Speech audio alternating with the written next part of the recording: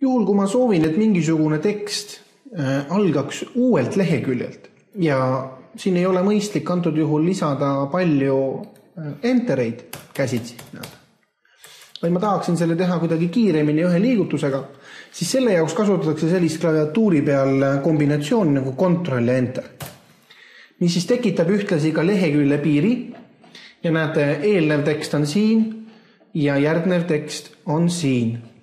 Ja lehekülje piir, mis siis siia vahele seati, on näha kahe lehe vahel, see sinine joon.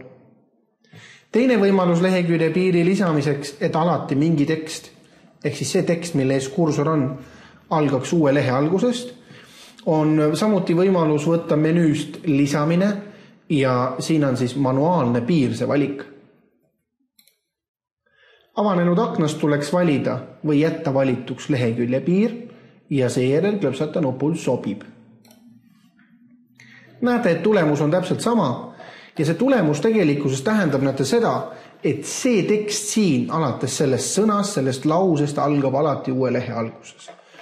Ehk siis, kui ma nüüd siia lisan mingisugust teksti juurde, näete, kirjutan, ja ma ei mahu enam see ülemise lehe peale ära mingil põhjusel ja jõuan ka uue lehe peale, tavaliste enteritega, siis tulemus on see, et siin lehel enam seda teksti ei ole, kuna lehekülje piiri käsk ütleb, et ta peab alati algama eraldi seisvalt uue lehe algusest. Kui teil on vaja seda lehekülje piiri eemaldada, siis selleks lähete selle sinise joone peale.